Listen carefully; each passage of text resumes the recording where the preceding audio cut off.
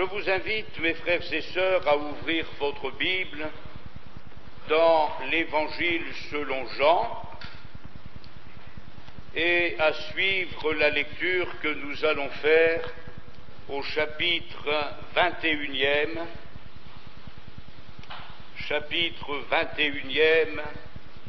à partir du verset 15.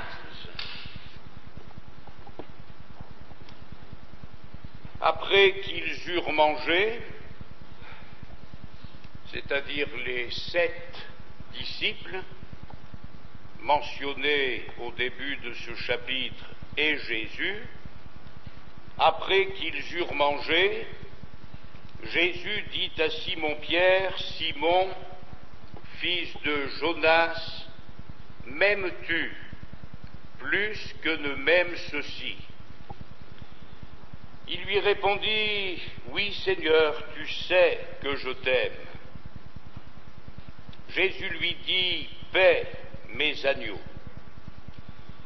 Il lui dit une seconde fois, « Simon, fils de Jonas, m'aimes-tu » Pierre lui répondit, « Oui, Seigneur, tu sais que je t'aime. » Jésus lui dit, « Paix mes brebis. » Il lui dit pour la 3e fois, « Simon, fils de Jonas, m'aimes-tu »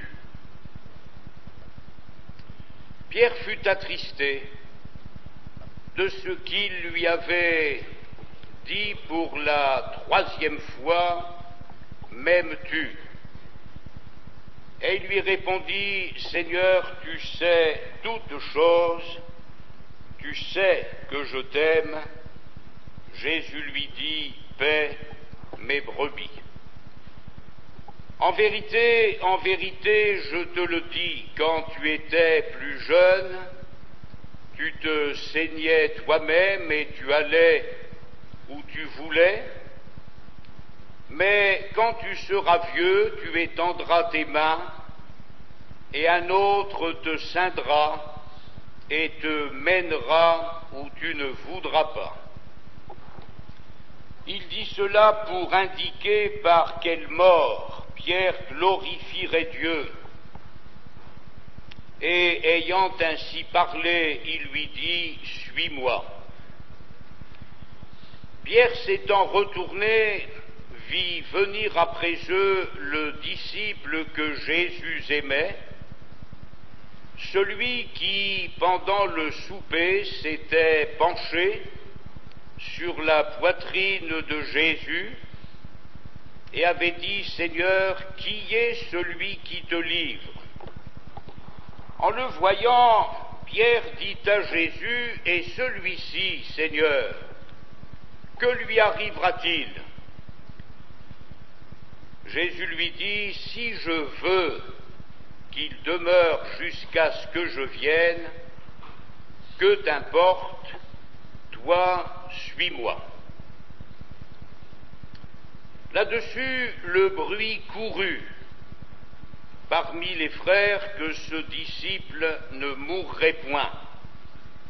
Il faut toujours se méfier des bruits qui courent. Ça a commencé avec la première Église et ça se terminera au retour du Seigneur. Là-dessus, le bruit courut parmi les frères que ce disciple ne mourrait point. Cependant, Jésus n'avait pas dit à Pierre qu'il ne mourrait point, mais « Si je veux qu'il demeure jusqu'à ce que je vienne, que t'importe » C'est ce disciple qui rend témoignage de ces choses et qui les a écrites. Et nous savons que son témoignage est vrai. Jésus a fait encore beaucoup d'autres choses. Si on les écrivait en détail, je ne pense pas que le monde même pût contenir les livres qu'on écrirait. Une seconde lecture dans le même évangile, chapitre 14 de l'évangile selon Jean, et nous allons suivre la lecture à partir du verset 22. Évangile selon Jean, chapitre 14, verset 22.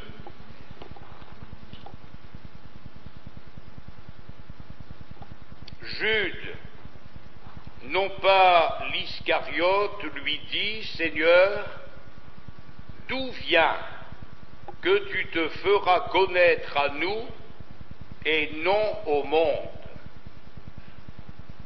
Jésus lui répondit, « Si quelqu'un m'aime, il gardera ma parole, et mon Père l'aimera, nous viendrons à lui, et nous ferons notre demeure chez lui.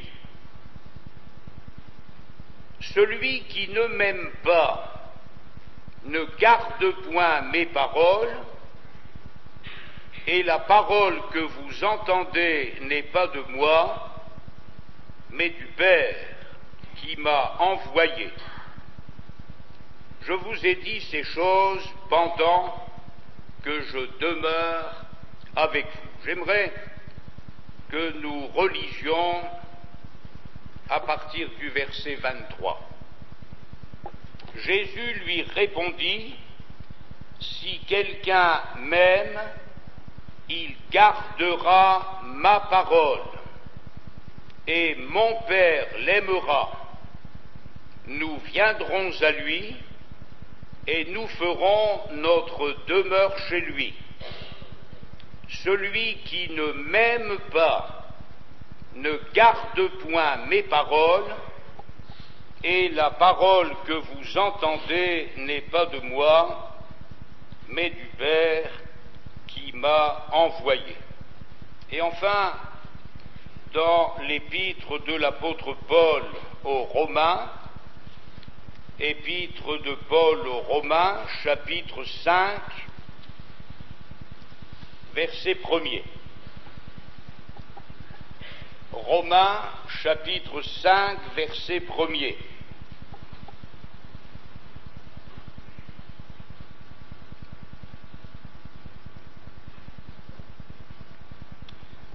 Étant donc justifiés par la foi, c'est-à-dire couverts de la justice de Jésus. Étant donc justifiés par la foi, nous avons la paix avec Dieu par notre Seigneur Jésus-Christ, à qui nous devons d'avoir eu par la foi accès à cette grâce dans laquelle nous demeurons fermes et nous nous glorifions dans l'espérance de la gloire de Dieu.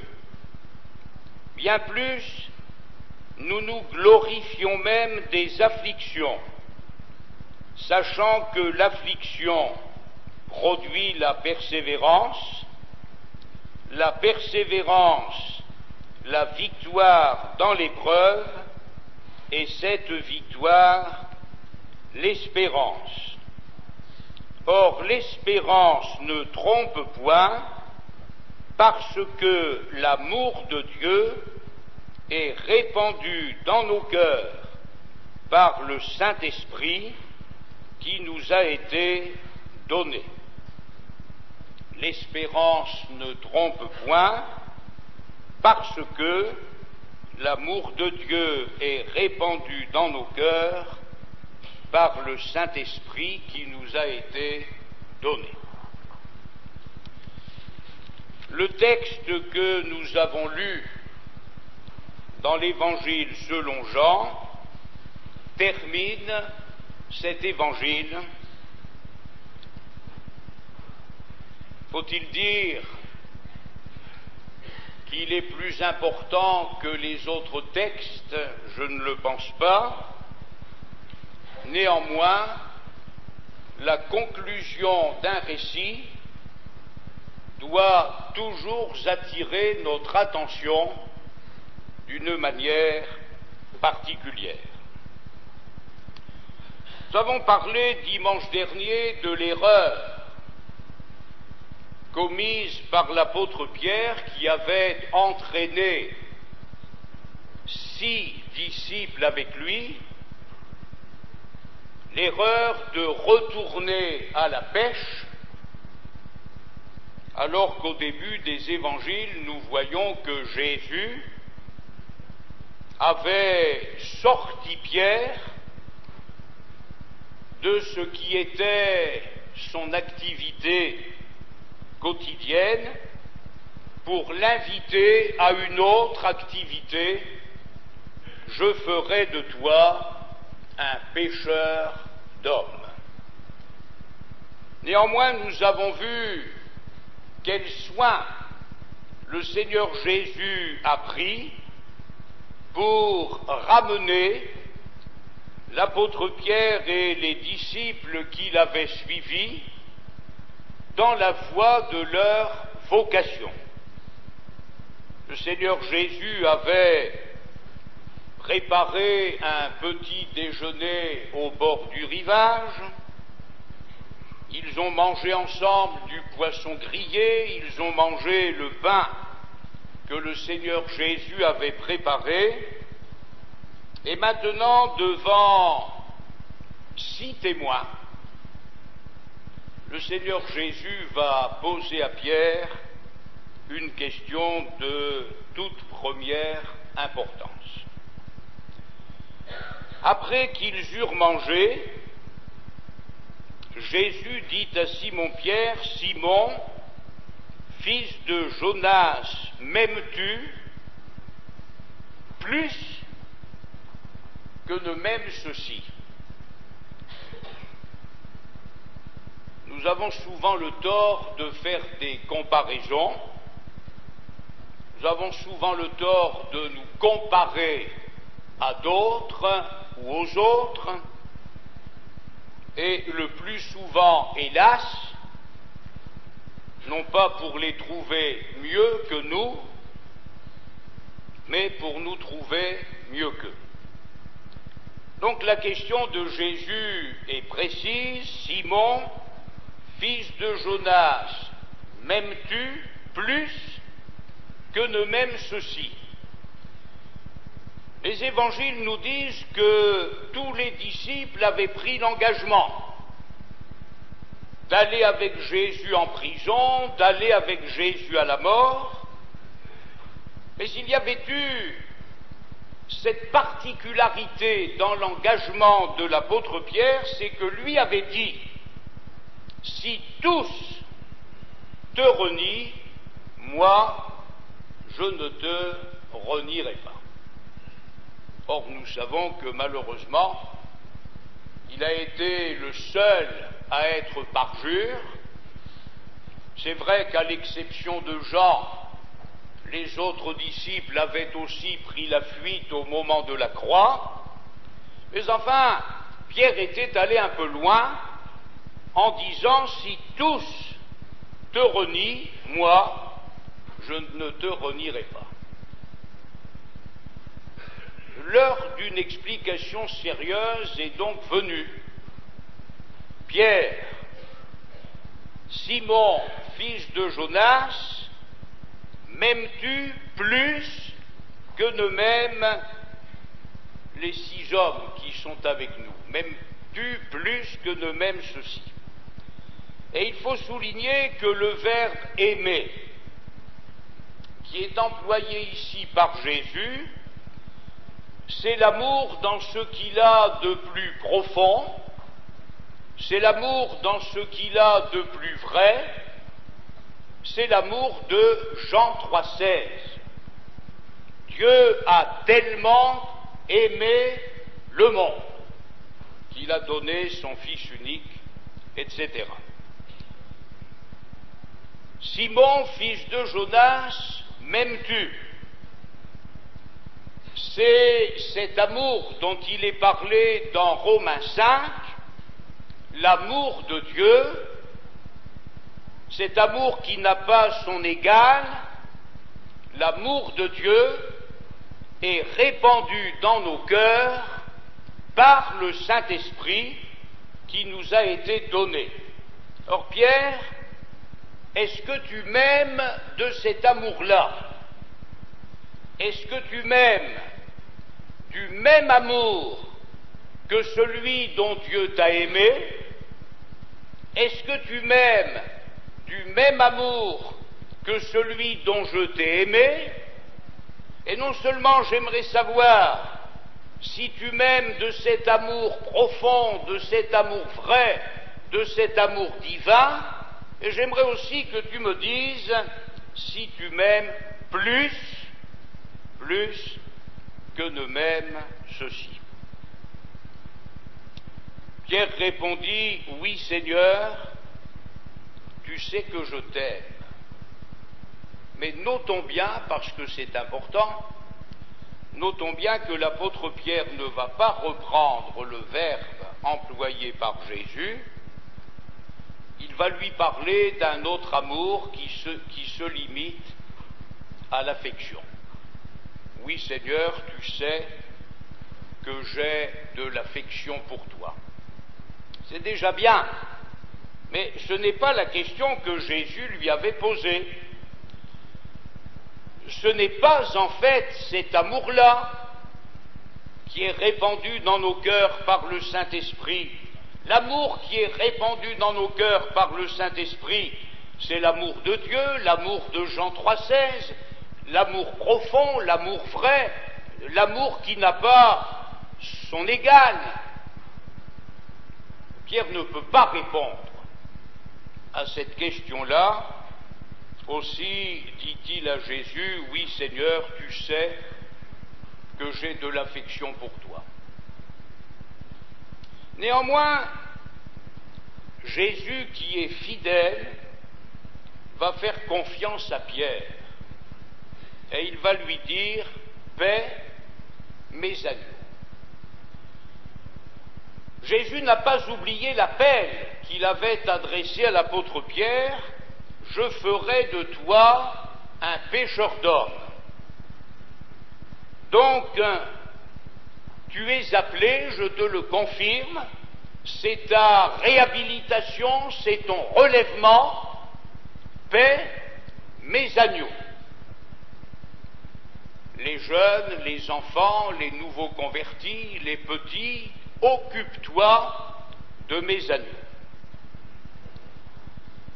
Jésus lui dit une seconde fois, Simon, fils de Jonas, m'aimes-tu? Jésus va employer le même verbe que celui de sa première question.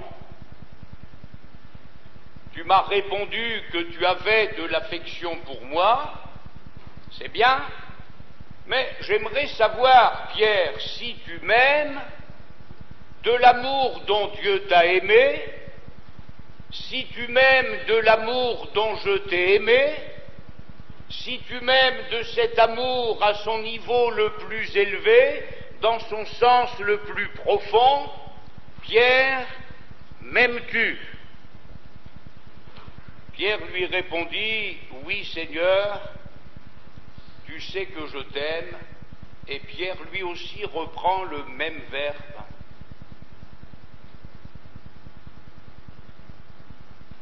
Le même mot, j'ai de l'affection pour toi. Il a perdu de sa superbe. Avant que Jésus ne soit crucifié, Pierre était prêt à aller en prison avec Jésus, même si les autres n'y allaient pas. Pierre était prêt à mourir avec Jésus, même si les autres fuyaient la mort. Mais le reniement, à 3 reprises, a humilié l'homme, et quand le regard de Jésus a croisé celui de Pierre, l'Évangile nous dit qu'il a pleuré amèrement. Donc Pierre est prudent, et pour la seconde fois, il répond à Jésus: j'ai de l'affection, j'ai de l'amitié pour toi. Néanmoins, Jésus lui renouvelle sa vocation. Jésus le rétablit dans sa charge. Paix mes brebis. Pas seulement les nouveaux convertis, mais ceux qui le sont depuis plus longtemps, pas seulement les enfants ou les adolescents, mais aussi les adultes, paix mes brebis. Nous voyons, comme Paul aura l'occasion de l'écrire, que quand nous sommes infidèles, quand nous n'avons pour Jésus qu'une petite affection, quand nous n'avons pour Jésus qu'un peu d'amitié, lui ne change pas dans son amour pour nous et il continue à nous faire confiance. Paix mes agneaux, paix mes brebis. Mais alors, pour la troisième fois,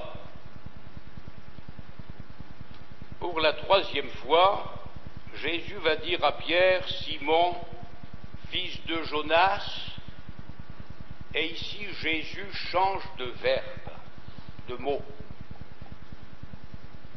As-tu au moins de l'affection pour moi? Tu ne peux pas dire que tu m'aimes comme Dieu t'aime, tu ne peux pas dire que tu m'aimes comme je t'ai aimé, tu prétends que tu as de l'affection pour moi, mais en es-tu certain? En es-tu certain? Pierre, as-tu de l'affection pour moi? Et l'Écriture nous dit que Pierre fut attristé de ce qui lui avait dit, non pas 3 fois m'aimes-tu, mais de ce qu'il lui avait dit pour la 3e fois: es-tu certain, Pierre, d'avoir de l'affection pour moi? Et à ce moment-là, Pierre répond: Seigneur, tu sais toutes choses, tu sais que je t'aime. Jésus lui dit: paix mes brebis. Pierre est réhabilité moins en fonction de ce qu'il est devant le Seigneur qu'en fonction de ce que le Seigneur est pour lui. Béni soit Dieu quand nous sommes bien dans nos relations avec le Seigneur, mais ce qui nous permet de nous approcher du Seigneur en toute liberté, ce n'est pas ce que nous sommes, c'est ce que Dieu est. C'est ce que Jésus est, c'est ce que Jésus a fait pour nous. En vérité, lui dit Jésus, quand tu étais plus jeune, tu te saignais toi-même, tu allais où tu voulais, mais quand tu seras vieux, tu étendras tes mains, et un autre te ceindra et te mènera où tu ne voudras pas. Le Seigneur Jésus fait la différence entre le temps où l'être humain fait ce qu'il veut, dans la limite où Dieu nous le permet. Jésus fait la différence entre le temps où l'être humain fait ce qu'il veut et le temps où l'être humain, par amour pour Dieu, se soumet à Dieu et choisit de se laisser conduire par Dieu et choisit de faire la volonté de Dieu plutôt que de faire la la sienne. Tu allais où tu voulais, tu te saignais toi-même, mais quand tu seras vieux, tu étendras tes mains et un autre te ceindra et te mènera où tu ne voudras pas. Simon, fils de Jonas, m'aimes-tu? Mettons notre nom à la place de celui de Simon et posons-nous la question, est-ce que j'aime le Seigneur comme il m'a aimé? Est-ce que j'aime le Seigneur comme il m'aime? Ce qui est important dans notre vie chrétienne, mes frères et sœurs, c'est ce que nous faisons par amour. Ce n'est pas ce que nous faisons par habitude, ce n'est pas ce que nous faisons dans le sens du légalisme. Ce qui est important dans la vie chrétienne, c'est ce que nous faisons par amour. Alors posons-nous la question, est-ce que j'aime le Seigneur comme il m'a aimé? Nous avons cette possibilité de recourir à la grâce de Dieu, puisque la Bible nous dit que l'amour de Dieu est répandu dans nos cœurs par le Saint-Esprit qui nous a été donné. Nous avons donc le secours du Saint-Esprit, et si ce matin nous disons au Seigneur, j'en suis au même point que l'apôtre Pierre, tout compte fait, Seigneur, je me demande si je t'aime de l'amour de la croix, ou si j'ai pour toi l'amitié qu'on peut avoir pour un être humain, l'affection qu'on peut avoir pour un être cher, Seigneur, où en suis-je? Alors je te prie, au nom de Jésus, de renouveler mon cœur dans cet amour que répand le Saint-Esprit. Je te prie, Seigneur, de me rendre capable de t'aimer comme tu m'as aimé. Je te prie, Seigneur, de me rendre capable d'avoir pour toi cet amour frais, cet amour profond, que ma vie chrétienne ne soit pas faite d'apparence, qu'elle ne soit pas faite de signes extérieurs de piété, mais que dans mon cœur il y ait, Seigneur, cet amour véritable du Saint-Esprit. Et s'il est une prière que le Seigneur Jésus est impatient d'exaucer, c'est bien celle-là. Nous pouvons demander une quantité de choses à Dieu et qu'il ne soit pas pressé de nous les donner pour des raisons qui sont les siennes, mais demander au Seigneur de l'aimer comme il nous a aimés, c'est certainement la prière qu'il veut exaucer rapidement. C'est certainement ce qui plaît le plus au Seigneur dans notre vie, que nous puissions l'aimer de l'amour de la croix, l'aimer comme il nous a aimés. Nous avons remarqué avec notre seconde lecture que Dieu est lié à sa parole. Il y a des croyants qui nous appellent les bibliolâtres. La Bible, pour eux, la Bible serait notre idole. Ils pensent, eux, avoir dépassé le message de la Bible. Ils pensent avoir dépassé le message de la Bible en n'ayant affaire qu'à Dieu seul et au Seigneur Jésus. Mais il est incontestable, mes frères et sœurs, que Dieu est lié à sa parole.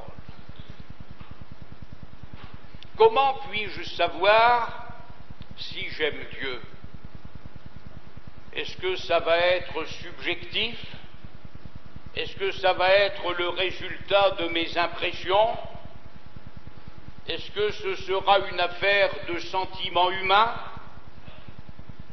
Mais il me semble que Jésus a été on ne peut plus clair. Si quelqu'un m'aime, il gardera ma parole. Et il a failli perdre la vue. Il a failli perdre la vue. Toutefois, mon pied allait fléchir, mes pas étaient sur le point de glisser, car je portais envie aux insensés en voyant le bonheur des méchants. Remarquons que la Bible ne nie pas que les méchants peuvent jouir d'un certain bonheur. Alors quel est ce bonheur qui aveuglait le psalmiste? Rien ne les tourmente jusqu'à leur mort, et leur corps est chargé d'embonpoint. L'orgueil leur sert de collier, la violence est le vêtement qui les enveloppe, l'iniquité sort de leurs entrailles, les pensées de leur cœur se font jour, ils raillent et parlent méchamment d'opprimés, ils profèrent des discours hautains, ils élèvent leur bouche jusqu'aux cieux et leur langue se promène sur la terre. Voilà pourquoi son peuple, le peuple de Dieu, voilà pourquoi son peuple se tourne de leur côté. Quand on perd la vue, on ne voit plus les choses célestes, on ne voit que les choses terrestres. Et à ce moment-là, le monde, si quelqu'un m'aime, il gardera ma parole. Notre amour pour le Seigneur doit être pratique. Et la pratique de notre amour pour Dieu, c'est que nous gardions sa parole. Si quelqu'un m'aime, dit Jésus, il gardera ma parole. Or, pour la garder, il faut la lire, non pas une fois de temps en temps quand nous n'avons rien d'autre à faire. Pour la garder, il faut la méditer. Pour la garder, il faut demander au Seigneur de nous aider à la mettre en pratique.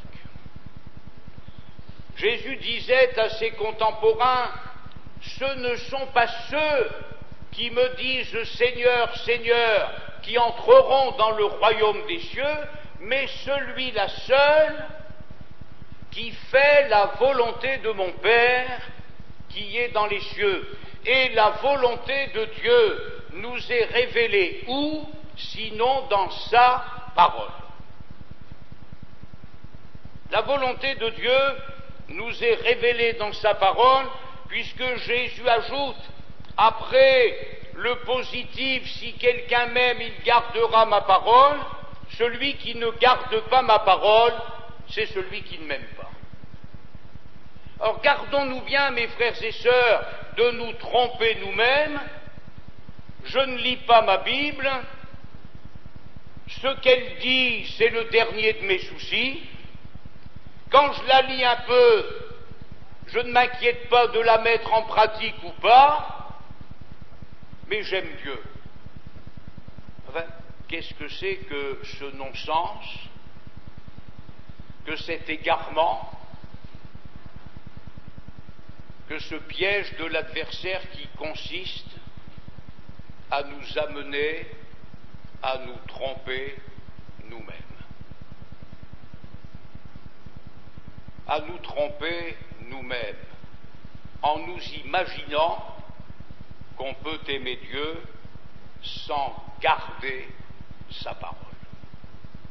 Et tout l'enseignement de l'Écriture va dans ce sens-là, que ce soit l'Ancien Testament, qui était une époque pas facile, puisque les croyants ne pouvaient pas prétendre à la nouvelle naissance ni à la présence de Jésus en eux, que ce soit l'Ancien Testament ou le Nouveau Testament avec la nouvelle naissance et l'action de Jésus-Christ dans notre vie, la même volonté de Dieu est exprimée on ne peut plus clairement.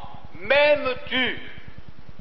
Eh bien, si tu m'aimes de l'amour de Dieu, si tu m'aimes de l'amour de la croix, tu garderas ma parole. Bon, ce n'est pas une parole qui te fera toujours plaisir. Tu t'es habitué à faire ce que tu voulais. Tu t'es habitué à faire céder tout le monde devant toi. Tu t'es habitué à être une petite reine ou un petit roi dans ta famille. Tu fais plier tout le monde devant toi. Quand tu étais jeune, tu te saignais toi-même, tu allais où tu voulais. Mais maintenant que tu es revenu à moi,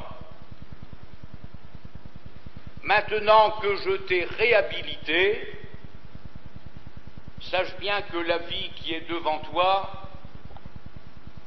n'est pas une vie dans laquelle tu vas pouvoir faire ce que tu veux. Un autre va te ceindre, tu étendras les mains, un autre te ceindra et il te mènera où tu ne voudras pas. Et l'Écriture nous dit que par ces paroles, le Seigneur Jésus indiquait par quelle mort Pierre glorifierait Dieu. Or, le chrétien, ce n'est pas celui qui prend plaisir à faire ce qu'il veut. Le chrétien, c'est celui qui recherche la gloire de Dieu.